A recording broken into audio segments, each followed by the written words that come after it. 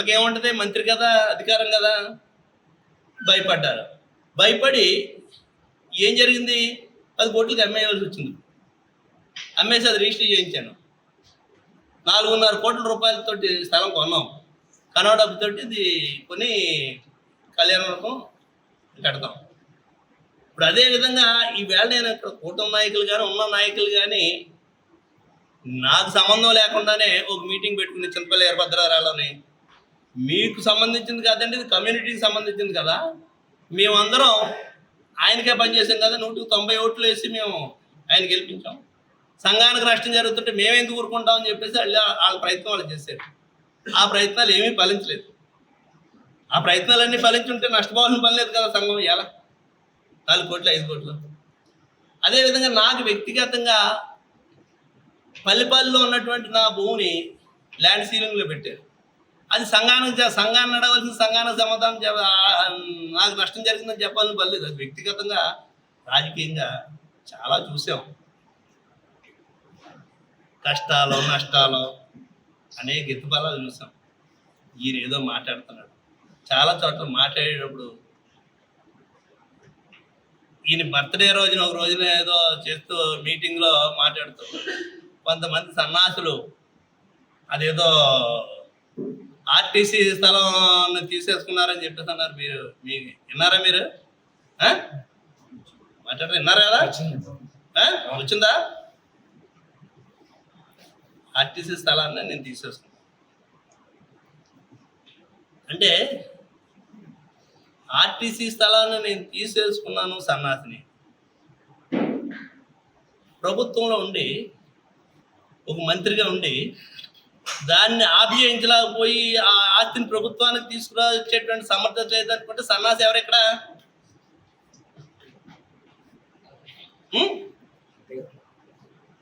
మంత్రిగా ఉండి నేను కబ్జా చేసేసాను, నేను ఆక్రమించేసుకున్నాను, దాన్ని నువ్వు వెనక్కి తీసుకెళ్ళాలని క్యాబినెట్లో ఉండి క్యాబినెట్ మంత్రిగా ఉండి దాన్ని నువ్వు వెనక్కి తీసుకెళ్ళకపోయావంటే సన్నాసి ఎవరో. నేను అతను సన్నాసని నేను అంటలేదు, నన్ను సన్నాసని ఆయన అన్నాడు, కానీ నేను అతను సన్నాసి అంటలేదు. సన్నాసి ఎవరో మీరు తేల్చుకోవాలి. ఈ స్థలాన్ని ఇప్పుడున్నటువంటి ముఖ్యమంత్రి గారు చంద్రబాబు నాయుడు గారు ఉండగానే 2014కి 2017కి మధ్యలో రాష్ట్ర వ్యాప్తంగా ఒక పాలసీ, ఏదన్నా ఒక విషయం గురించి తెలుసుకుని అప్పుడు మాట్లాడాలి. ఒక పాలసీ తీసుకుని ఆర్టీసీ స్థలాలు ఖాళీగా ఉన్నటువంటి స్థలాలు ఏవైతే ఉన్నాయో ఆ స్థలాలని కబ్జా గురి కాకుండా, అన్యాక్రాంతం కాకుండా ప్రభుత్వానికి ఆర్టీసీకి ఆదాయం వచ్చేటువంటి విధంగా ఒక కార్యక్రమం చేయాలని చెప్పేసి స్టేట్ వైజ్గా ఒక పాలసీ తీసుకుని యాక్షన్ పెట్టారు, పబ్లిక్ యాక్షన్ పెట్టారు, టెండర్ పిలిచారు. ఆ టెండర్లో నేను తీసుకున్నాను. ఈయన అమలాపురం వచ్చాడు కదా, అమలాపురంలో కూడా టెండర్లో వేరే వాళ్ళు తీసుకున్నారు, రాజమండ్రిలో తీసుకున్నారు, కాకినాడలో తీసుకున్నారు. రాష్ట్రంలో ఉన్నటువంటి అన్ని చోట్ల ఆ పాలసీకి లోబడి యాక్షన్లో స్థలాలు తీసుకున్నారు. దీనివల్ల నాకు తెలిసి 75, 78 ఆ టైంలో కట్టినట్టున్నారు మన ఆర్టీసీ కాంప్లెక్స్ ద్రాక్షారామం. కన్స్ట్రక్షన్ టైంలో కూడా పిండికోటి వెంకటరావుకి ఎవరికి వస్తుంది, దాన్ని కట్టించిందంతా కూడా బోస్ గారు కట్టించాడు నాకు గుర్తున్నంత వరకు. ఆ వేళ నుంచి ఈ వేళ వరకు కూడా నేను 2012, 14, 15లో అది తీసుకునేంత వరకు కూడా ఆ స్థలం మీద ₹1 ఆదాయం వచ్చింది ఆ ప్రభుత్వానికి. ఈ పాలసీ తీసుకున్న తర్వాత ప్రభుత్వం ఆర్టీసీ ఖాళీగా ఉన్న స్థలాల్లో యాక్షన్ పెట్టాలని తీసుకున్న తర్వాత సంవత్సరానికి 7-8 లక్షల రూపాయలు నేను దానికి రెంట్ పే చేయాలి. అది కట్టినటువంటిది ఏదైతే ఉందో ఆ పాలసీ గురించి ఏమైనా తెలుసుకోవాలి అసలనే. అది 33 సంవత్సరాల్లో లీజ్. అది ఈ 33 ఇయర్స్ లీజ్ అయిపోయిన తర్వాత యాజ్ ఇట్ ఈజ్గా మళ్ళీ దాన్ని వదిలేసి వెళ్ళిపోవాలి. మేము కోట్లు ఖర్చు పెట్టి కట్టిన దాన్ని అలా వదిలేసి వచ్చేయాలి మేము. ఈ లోపల ప్రతి సంవత్సరం కూడా 5%, 10% దాని రెంట్లు పెరుగుతూనే ఉంటాయి. పోనీ నేను కబ్జా చేసాను, నేను సమాధిని అన్యాక్రాంతంగా చేసేసాను, ఇప్పుడు క్యాబినెట్లో ఉన్నావు కదా, అదే ముఖ్యమంత్రి ఉన్నాడు కదా, మాట్లాడి క్యాన్సిల్ చేయించు. ఇప్పుడు కూడా సేమ్ పాలసీ నడుస్తుంది. ఏ పాలసీ ఏదో నడుతుందిలే, నా అర్థం కాదు. నువ్వు క్యాబినెట్ మంత్రిగా ఉండి అన్యాక్రాంతం అయిపోతున్నటువంటి ఆస్తులను ఆపలేకపోతే సన్నాసి ఎవరో మండపాన్ని నియోజకవర్గం అందరితోటి ఆలోచన చేసి, దీంట్లో ప్రధానమైనటువంటి నా ఉద్దేశం, ఇది తోట త్రిమూర్తుల కళ్యాణ మండపం అనేటువంటిది కాకుండా కాపు కళ్యాణ మండపం అనేటువంటిదిగా ఉండాలనేటువంటిది నా కోరిక. కాపు కళ్యాణ మండపంగా ఉండాలంటే ఈ నియోజకవర్గంలో ఉన్నటువంటి ప్రతి కాపుడిది కూడా ఒక 10 రూపాయలు, 100 రూపాయలు, 1000 రూపాయలు వాడి స్తోమత కొలిది అందులో ఇన్వాల్వ్మెంట్ ఉంటేనే ఇది నాది అనేటువంటి అభిప్రాయం ఉంటుంది. రేపొద్దు నువ్వేమో 1,00,000 రూపాయలు 50,000 ఇచ్చి ఉంటే నీ మనవడికో నీ మనవరాలకి ఎవరికో ఈ కళ్యాణ మండపంలో నేను డొనేషన్ ఇచ్చాను, నాకే భాగస్వామ్యం ఉందని చెప్పుకోవడానికి గర్వపడేటువంటి విధంగా ఉంటుంది తర్వాత తరాల వాళ్ళకి కూడా. ఆ విధంగా చేద్దామనేటువంటి ఉద్దేశంలోని సమావేశంలో అందరినీ ఏదో కట్టేస్తాం, ఆయన ఏదో కట్టాడు అనుకుంటే కాదు కదా, ఇది మనం కట్టుకున్నాం అనేటువంటి అభిప్రాయం రావాలనేటువంటిది నా ఉద్దేశం. ఇది ఇప్పుడు చెప్పడం కూడా ఏంటంటే, ఇది ఏదో ఈ స్థలం కొట్టేసి తోట త్రిమూర్తులు అమ్మేసుకుని దీన్ని తినేస్తాను తీసేసుకుంటున్నాడు. ఈ కళ్యాణం ఎప్పుడో కడతాడు, కట్టలేదు. ఎప్పుడో కడతా అన్నాను, కట్టలేదంటే అనేక కారణాల వల్ల ఆగిపోయింది. అనేక కారణాలు అనేటువంటి దాంట్లో దీని మీద ప్రజల దగ్గర కాపుల దగ్గర అందరి దగ్గర డొనేషన్ చేసి సందాలు వదిలిచేసి తినేస్తే ఎందుకు కట్టలేదని అడగచ్చు. ఈవేళ ఆ ఏళ్ళ అది కొన్నాను కాబట్టి ఈవేళ 10 కోట్ల రూపాయలు వస్తుంది.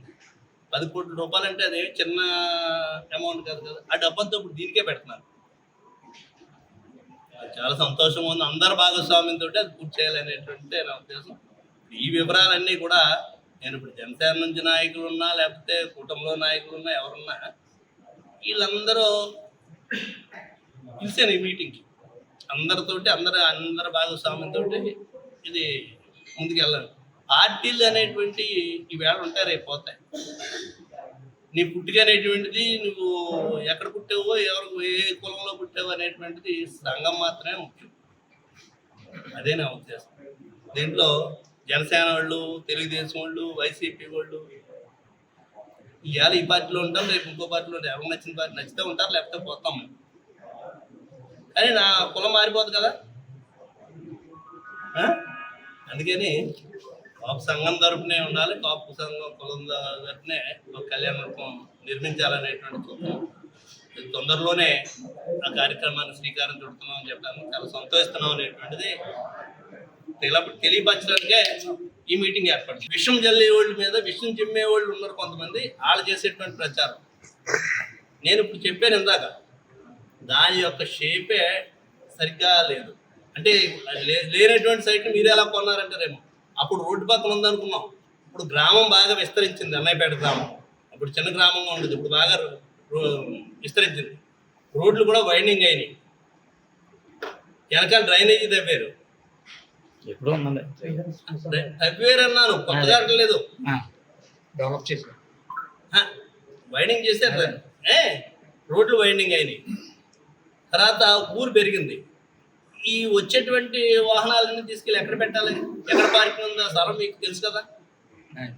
ఎక్కడ పెడతారు పార్కింగ్? కొంతలో కొంత మనం చేయాలనుకుంటే ఎక్కడన్నా పెట్టచ్చు, లేదంటే ఎక్కడన్నా అంటే ఎక్కడ పెడతారు? రోడ్డు మీద పెట్టారు. ఇప్పుడు ఎక్కడన్నా నేను చెప్పేది, ఎక్కడన్నా పెళ్ళిళ్ళకి వెళ్తున్నాం, ఇప్పుడు 2 గంటలు ట్రాఫిక్లో ఇరుక్కుపోయి ఇబ్బంది పడేటువంటి పరిస్థితి చూస్తాం. అవకాశం ఉన్నప్పుడు ఆ ఇబ్బందులను అధిగమించేటువంటి విధంగా మనం ఆలోచన చేయాలి తప్పితే అదే పవిత్రతకి ఏం లోటు? ఆ పక్కనే షిరిడి సాయి కూడా ఉంది, 2 కిలోమీటర్ల దూరం. షిరిడి సాయి కూడా ఉంది, దగ్గరలో భీమస్వామి కూడా ఉంటుంది. హైవేని ఆనుకుని ఉంటుంది ఇప్పుడు మనం కట్టుకోయేటువంటి వెనకాల తరాల వాళ్ళకి శాశ్వతంగా ఇది ఉపయోగపడేటువంటి విధంగా ఉండాలి.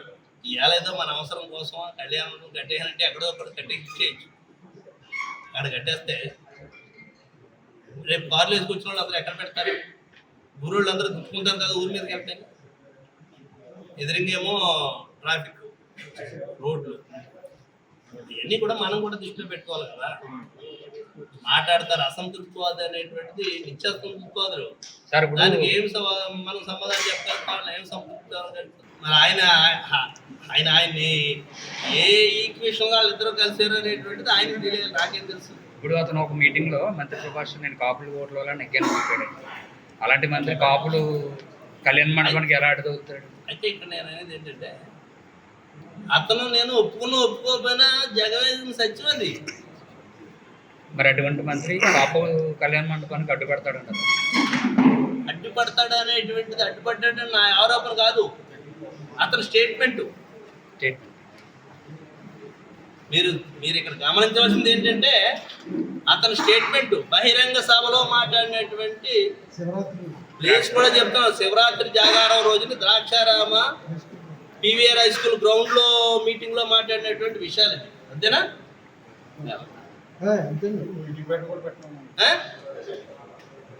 సార్ లాస్ట్ అండ్ ఫైనల్ దాన్ని మేము అతను ఆరోపించట్లేదు, అతని మీద అతను మాట్లాడిన దానికి ఆరోపణ అంటే ఎక్కడెక్కడో ఎవళ్ళెవరి ద్వారా తెలిసినటువంటి విషయాలను ఆరోపణలో వస్తాయి.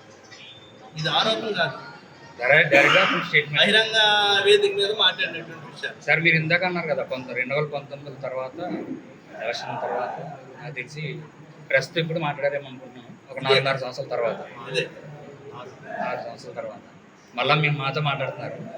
రథసప్తమి రోజున మాట్లాడుతున్నారు. ఓన్లీ కారణం కళ్యాణ మండపం ఉందా, లేకపోతే రాజకీయంగా ఏమన్నా దానికి మంచిది ఏమైనా ఉందా? అది ఇక్కడ జరిగేటువంటిది అంటే ఇప్పుడు కల్పితం రాజకీయం కోసం జనాల్లో ఉన్నది చెప్పింది. నువ్వు అడిగిన దాంట్లో తప్పలేదు. నేను రాజకీయ పరంగా ఈ కళ్యాణ మండపం విషయాన్ని కల్పితం కాదు. మొన్న జనవరి 13వ తారీఖున రిజిస్ట్రేషన్ అయింది. ఈ రిజిస్ట్రేషన్ అయినటువంటి డాక్యుమెంట్ అందరికీ చూపెట్టి అందరికీ తెలియాలనేటువంటి ఉద్దేశంలో ఈ సమావేశం ద్వారా నియోజకవర్గం అందరూ తప్పుడు ప్రచారం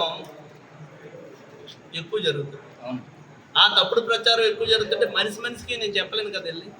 ఇలాంటి సమావేశం ద్వారా లేకపోతే మీడియా ద్వారా మీ ద్వారా ప్రజలకు వెళ్ళిందనుకో, ఇప్పుడు ఈ 10 కోట్ల రూపాయలు కళ్యాణ మండపానికే ఖర్చు పెట్టేస్తున్నాను లేకపోతే నేను తినేస్తున్నాను అనేటువంటిది కూడా తెలియాలి కదా జనానికి. ఒకవేళ తినేసినప్పటికీ అది నేను కొని నేను కట్టి ఏం చేసింది, అది ప్రజల దగ్గర సందాలించుకుని డొనేషన్స్ ఇచ్చుకుని చేసినటువంటిది కాదు. సరే అదే ఇదే రోజు నేను కూడా ప్రత్యేకత ఏముందా? లేదు, ప్రత్యేకత ఏముంటుంది. ఈ విషయాన్ని ఒక మంచి రోజుని మన వాళ్ళందరినీ సంఘం వాళ్ళందరినీ పిలిచి ఈ విషయం అందరికీ చెప్పాలనేటువంటిది, అందరినీ దాంట్లో భాగస్వామ్యం చేయాలనేటువంటిది. 4.5 లక్షలు 5 లక్షలు అయినప్పుడు ఖర్చు డబ్బు కట్టేసాం, రిజిస్ట్రేషన్ అయిపోయింది. దాని మీదే ఆ భూమిని క్యాన్సిల్ చేయించడానికి వీళ్ళు అనేక ప్రయత్నాలు చేశారు. ఎండోమెంట్ కమిషనర్ కూడా దాన్ని మా ప్రాపర్టీ రిజిస్టర్లో కూడా లేదు, ఇది మేము అప్పుడే అడ్వైజ్ చేస్తాం, మాకు సంబంధం లేదని నాకు చెప్పడం జరిగింది. దానికి మళ్ళీ సరే నేను కూడా మనసులో దేవుడు భగవంతుడు అంటే ఆ రకమైనటువంటి కృతజ్ఞతా భావంతో మనం కూడా ఉంటాం కాబట్టి ఆ రోజు ఉడుపు చేనుగా ఎకరన్నర భూమి 24 సెంట్లు మనం తీసుకున్నాం అని ఇప్పుడు ఎకరా 50 సెంట్లు కొన్నప్పుడు మళ్ళీ దేవస్థానానికి ఉడుపు భూమిగా రాసేయడం కోసం 11 కొంచాలు కొనేసాం, ఇచ్చేస్తున్నాం. తర్వాత ఇంకో 3-4 కొంచాలు రేపు ఇప్పుడు రిజిస్ట్రేషన్ జరగకుండా మంత్రి సుభాష్ అడ్డు పెట్టాడు. రిజిస్ట్రేషన్ జరగకుండా అడ్డు పెడితే చట్టం అనేటువంటిది నువ్వు అధికారంలో ఉండి దాన్ని సక్రమంగా ఉపయోగించకపోతే దానిపైన కోర్టులు కూడా ఉన్నాయి కదా. అది రిజిస్ట్రేషన్ కాకుండా అనేక ప్రయత్నాలు చేశారు, వార్నింగ్లు ఇచ్చారు. ఆ రిజిస్ట్రార్ వచ్చి నా దగ్గరకు వచ్చి కళ్ళంపులు నిలబెట్టుకుని ఏడ్చినటువంటి సందర్భాలు కూడా ఉన్నాయి. మాకు ఉండే ఒత్తిడి మాకు ఉంటుందండి, మమ్మల్ని బతకనవటం లేదండి అని చెప్పేది. దాని మీద కోర్టుకి వెళ్ళి ఆర్డర్ పట్టుకొని రిజిస్టర్ చేయొచ్చు. చట్టాన్ని ఏ విధంగా ఉపయోగించాలో ఆ విధంగా ఉపయోగించకపోతే దానిపైన కోర్టులు కూడా ఉంటాయి కదా. కోర్టు నుంచి ఆర్డర్ తీసుకొచ్చి చేసాం. కోర్టు ఆర్డర్ని కూడా లెక్క చేయకపోతే కంటెంప్ట్ చేసాం రిజిస్టర్ మీద. అప్పుడు రిజిస్ట్రేషన్ అయింది. Local to global news at your fingertips. మీ చేతిలో ఒక ఆయుధం. Download raw TV app. Media legend Ravi Prakash is back.